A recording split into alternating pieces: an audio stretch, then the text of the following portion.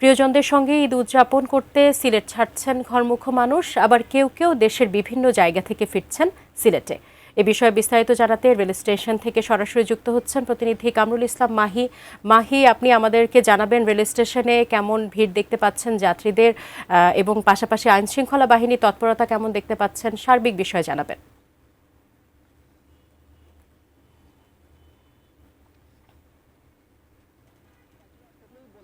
যে ঘরমুখী মানুষজনের যে পরিবার পরিজনের সঙ্গে ঈদ যাত্রার অংশ হিসাবে এরই সিলেট ঢাকা মহাসড়কে যানবাহনের চাপ বেড়েছে এবং যানজট এবং ভোগান্তি রাতে এবার কিন্তু যারা সিলেটে আসছেন বা সিলেট ছেড়ে যাবেন তাদের অন্যতম একটি পছন্দের শীর্ষে রয়েছে রেলপথ, এবং তারই অংশ হিসাবে যাত্রীরা কিন্তু বিভিন্ন জায়গায় কিন্তু তারা সিলেটের রেল স্টেশন আসলে ব্যবহার করছেন এবং ঢাকা থেকে কিংবা চট্টগ্রাম থেকেও কিন্তু অনেকেই ট্রেন ব্যবহার করছেন এবং প্রিয়জনদের সঙ্গে ঈদ কাটাতে কিন্তু বাড়ি ফিরছেন সাধারণ মানুষ এবং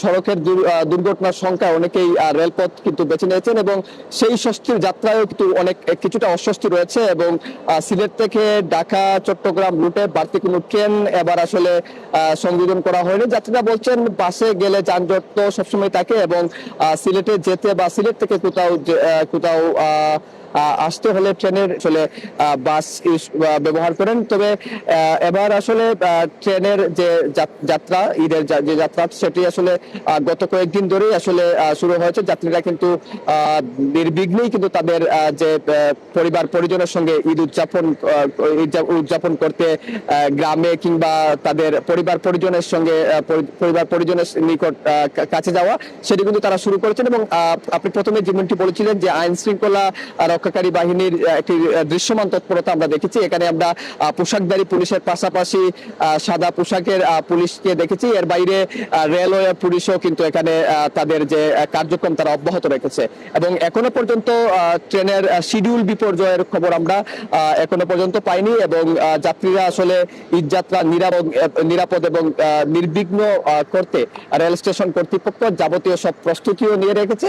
এর বাইরে কিন্তু প্রতি বছরই র্যাবের পক্ষ থেকে বা অন্যান্য আইন শৃঙ্খলা রক্ষাকারী বাহিনীর পক্ষ থেকে কালোবাজারি যারা রয়েছে তাদেরকে কিংবা বিভিন্ন কারেন্স তৎপরতা রয়েছে সেগুলো ঠেকাতে কিন্তু নানা পদক্ষেপ নেওয়া হয়। এবারও কিন্তু সেই পদক্ষেপ নেওয়া হয়েছে। তো সব মিলিয়ে বলা চলে সিলেট থেকে ঘরমুখী মানুষ যারা রয়েছেন তারা পরিবার পরিজনের সঙ্গে ঈদ উদযাপন করতে যাচ্ছেন, আবার অনেকেই সিলেটে আসছেন। তো এই ছিল এখানকার সর্বশেষ। সাজিয়া।